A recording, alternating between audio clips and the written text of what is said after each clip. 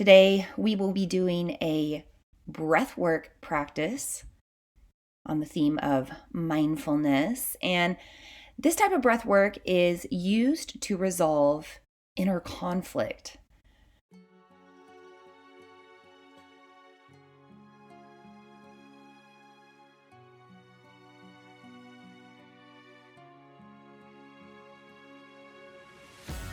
Namaste, and welcome to the Follow Your Path podcast. I'm your host, Vina Lene Rachel.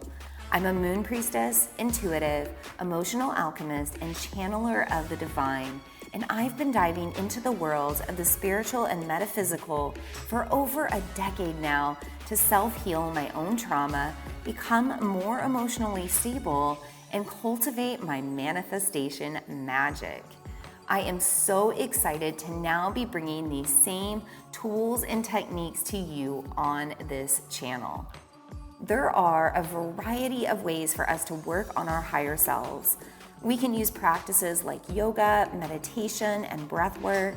We can receive energy work, crystal healing, or pull tarot and oracle cards. We can call on our angels, ancestors, spirit guides, spirit animals, or more. Or maybe we find more alignment with astrology and the moon. I'm going to hold space for it all here on this channel. As you navigate each episode, I hope you find the guidance and wisdom you need to find your own path of self-healing and magic.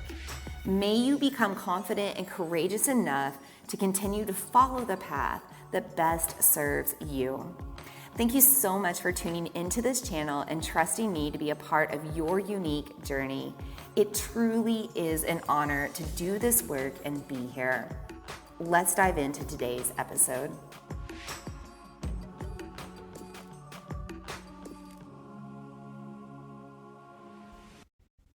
Namaskar, friends.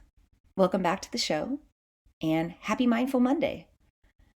Today, we will be doing a breathwork practice on the theme of mindfulness. And this type of breath work is used to resolve inner conflict.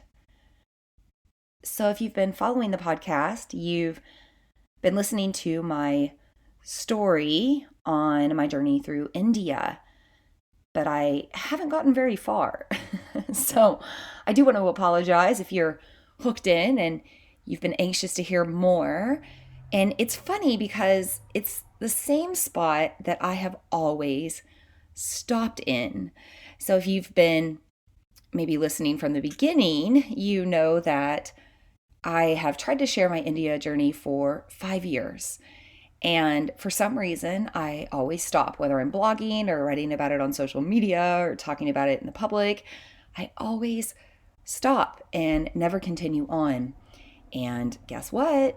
I did it again because we are creatures of habit. And for some reason, our bodies have predictable patterns that they fall in line with. And my particular mind, body, essence, spirit just doesn't want to move forward past this first day in India. And I was in India for almost a month. So there's a lot to be told still.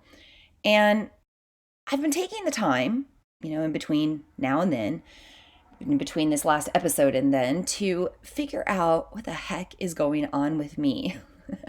Why do I keep stopping at this day 2 of my journey? Why do I continue to not tell you what's going on after that? Why can I not move forward? And the answer, through many meditations and times of silence and reflection and contemplation, the answer did finally come to me.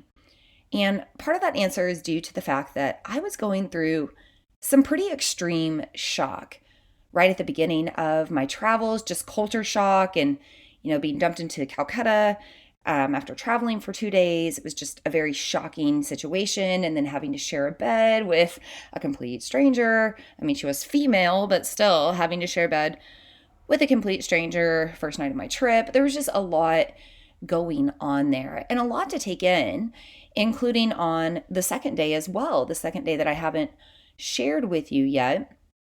And I think that all of those moments of culture shock I think that they registered in me as shock.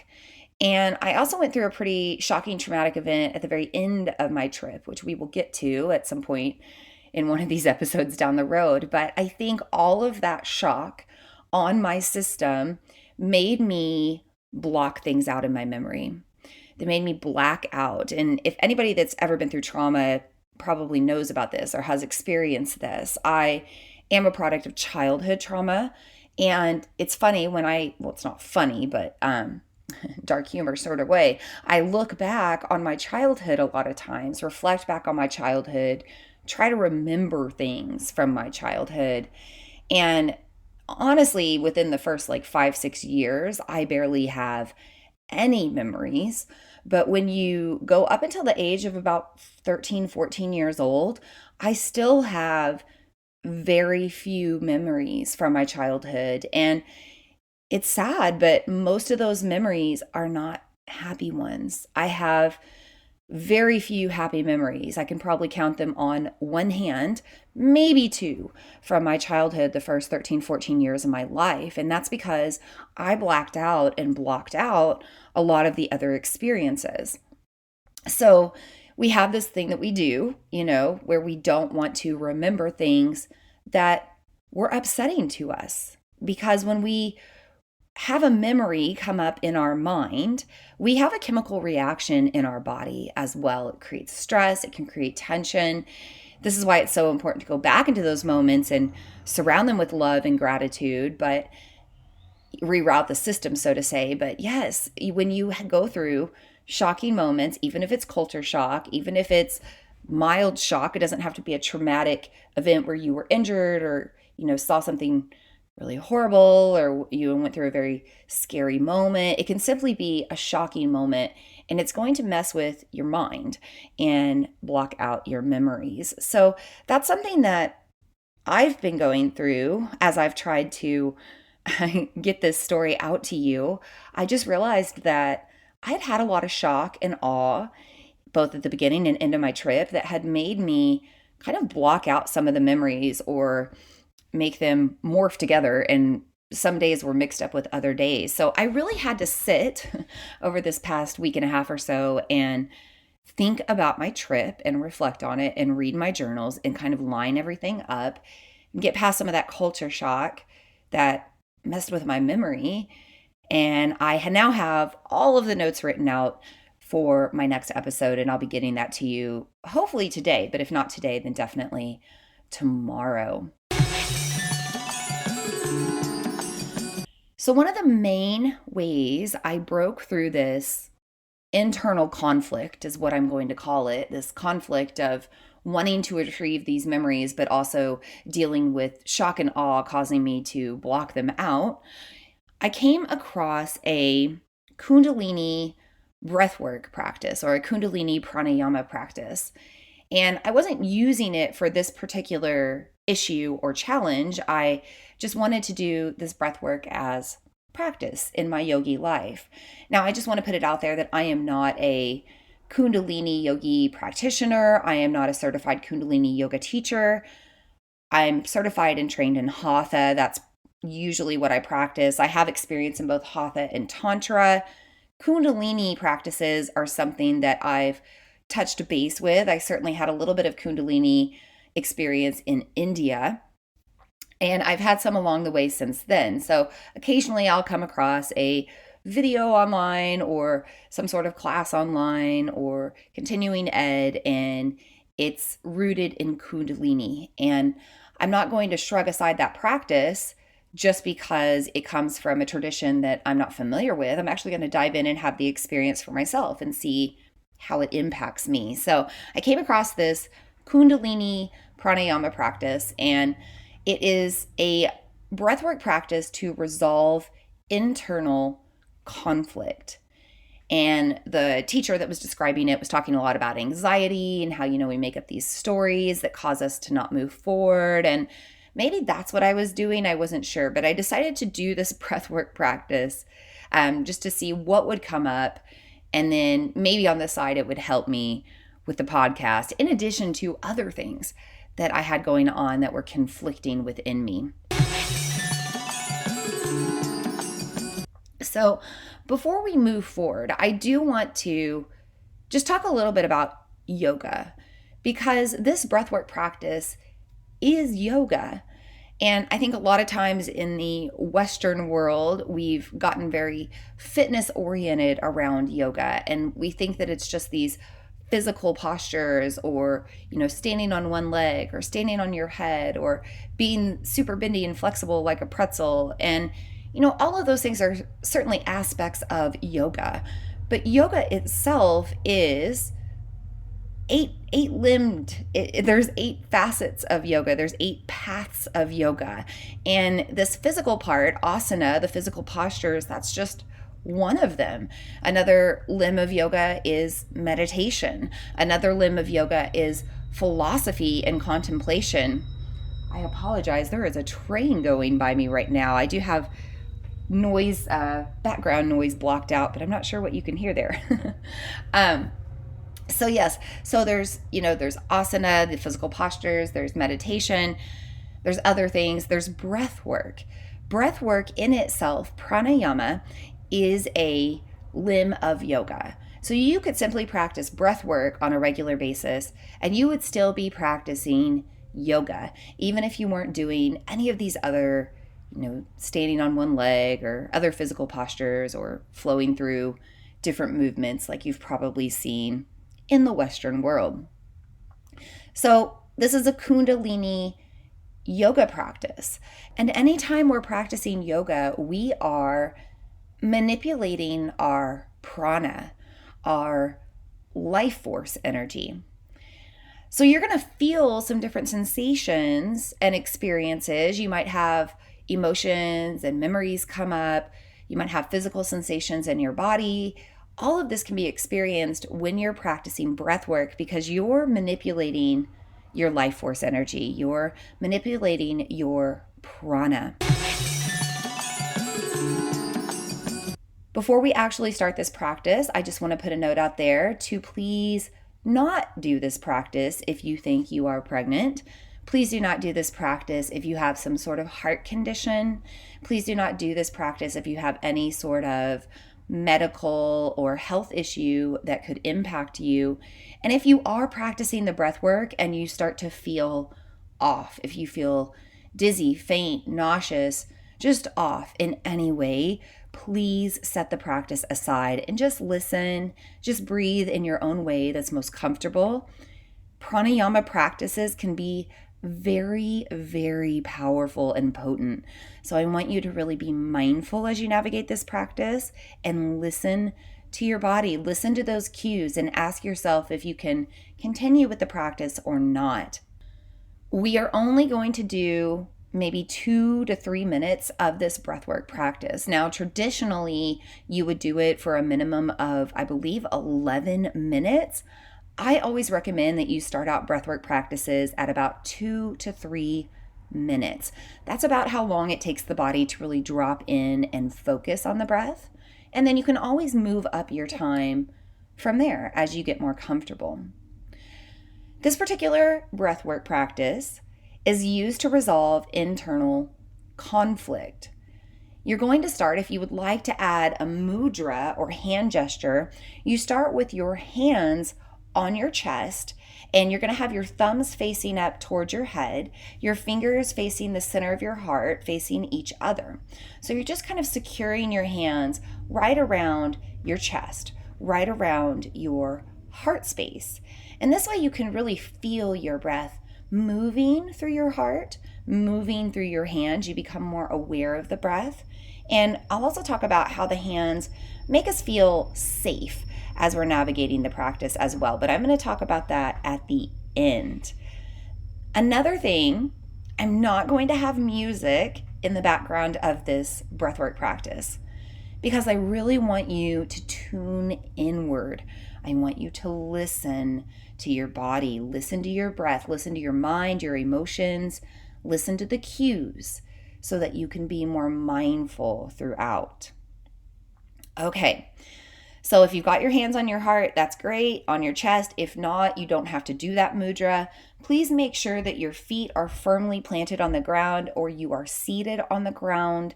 Make sure that you have supportive posture, plenty of room for your breath to move through your body.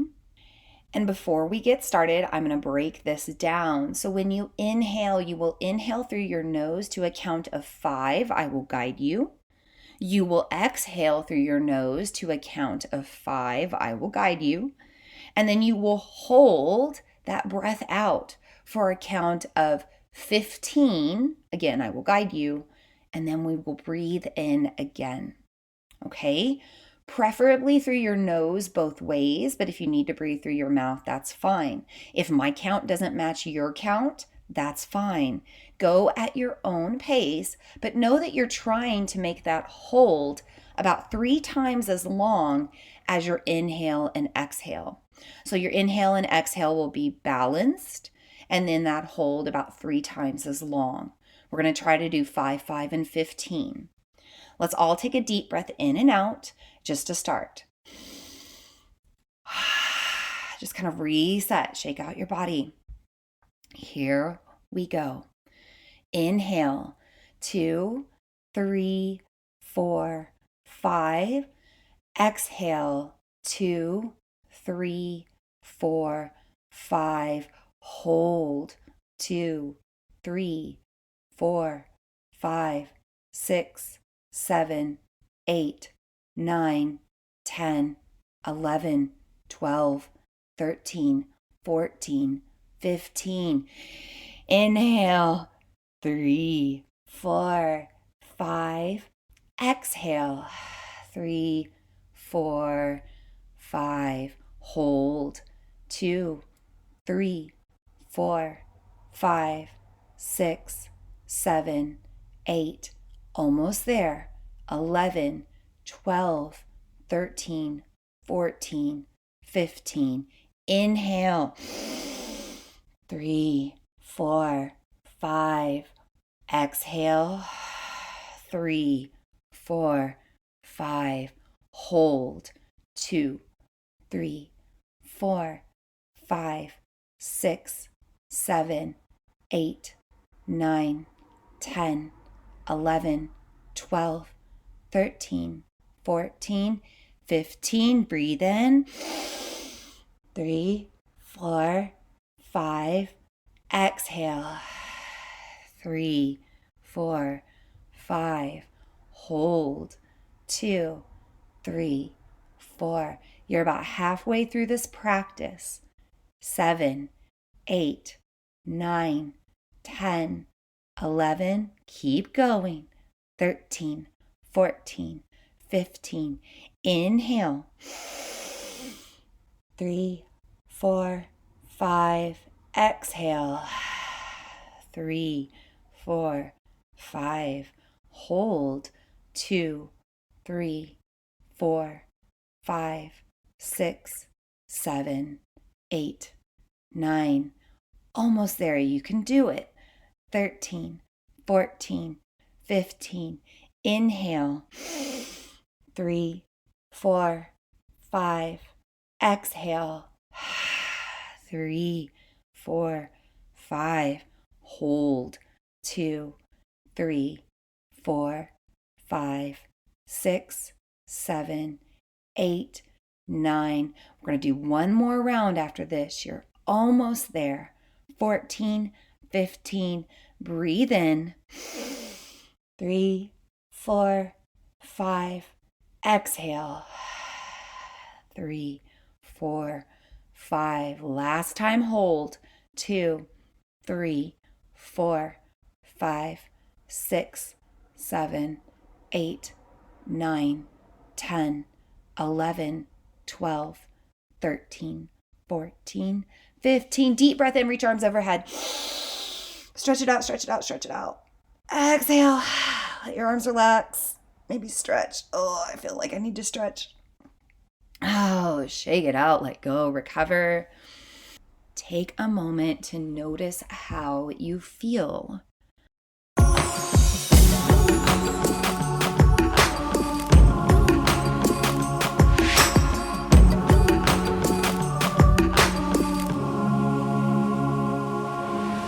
certainly feel invigorated, refreshed, a little more awake and focused.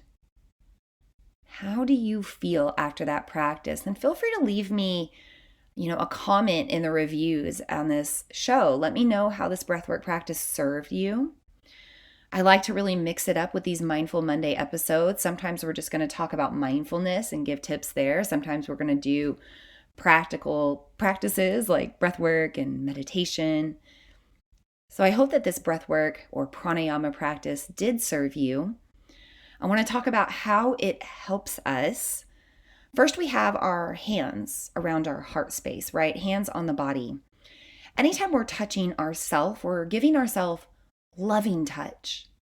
We're letting ourselves know that we're okay. So when we're going through this hold on the breath work and it seems a little intense at the end, the hands on our body and on our heart remind us that we're safe and we're okay. The other thing the hands do, I already mentioned, they kind of help you notice the breath moving in and out of your body. If you're breathing deeply, your breath should pass through your hands each way. This is also kind of like tapping. We have some acupressure points right around the sternum and around the breastbone and right around the collarbones as well. So when we are applying pressure to the chest and to these areas of the body, we are tapping into acupressure points that help us to feel calm and safe and okay. Now let's talk about the breath work itself. First off, you have this equal inhale and exhale. Now, anytime you're breathing in and out in an equal way, you are promoting balance. You're promoting balance within your energy and within your mind. Whenever you have scattered thoughts, anxious thoughts, stress in the body, tension in the body, things are imbalanced. So when we breathe in and out in a balanced way, that helps us to find our equilibrium. Now, what about that hold, that 15-second hold, right? The hold encourages us to know that we can do something that we didn't think we could do. I don't know about you, but today is maybe my third or fourth round of this practice, but before this, I had never done this type of breath work before, and it was a little intense towards the end, holding that long 15 count before you breathe in. It can be a lot of work. Little background noise I had to take care of there.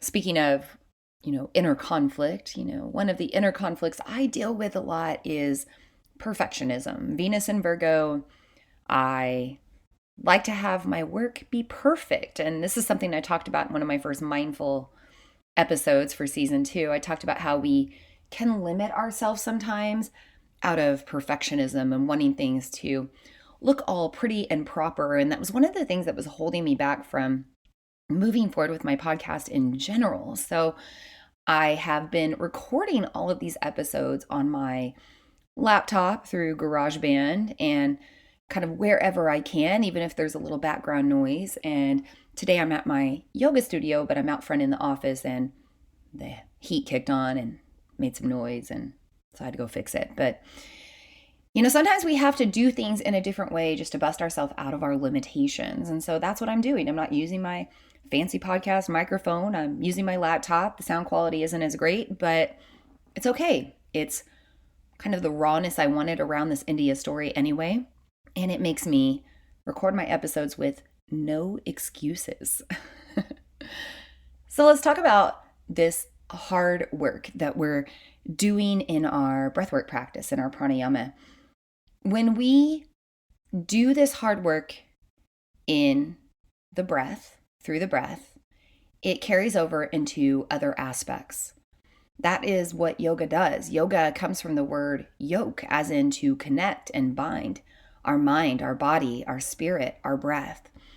So when we start to have this accomplishment through the breath work, we notice that we can break through this challenge, this, hard breathwork practice. We can do it and we can succeed.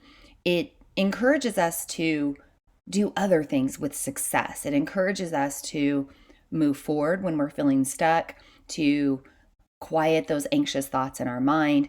It helps us to break out of our internal conflict, to bust through our personal glass ceilings, and to move forward with whatever we're trying to do, with whatever we're trying to achieve.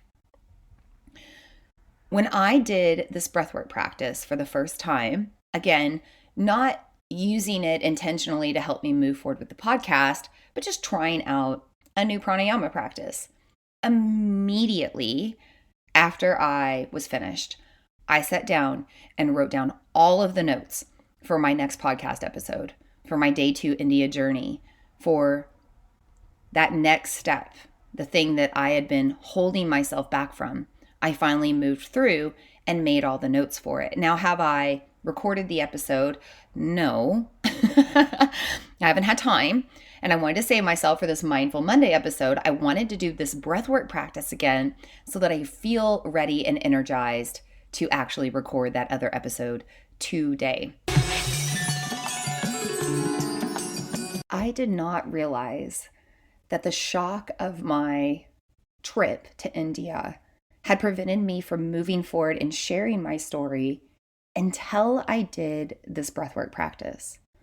After I did this breathwork practice for the first time, I had this aha, insightful moment, realizing that all of these memories started coming up that I couldn't remember the first 3, 4, 5 times around I had tried to remember to share my story. All of a sudden, everything came up, and I had this message come to me that I had been blocking it out from the shock that I had gone through on the beginning and end of my trip. So this is just one example of how this breathwork practice can help. But if you are dealing with any sort of internal conflict, any sort of, personal glass ceiling, maybe you're holding yourself back for some reason and you're not sure why, give this breathwork practice a try. Try a little Kundalini Pranayama to resolve inner conflict and see if it helps you break through that barrier.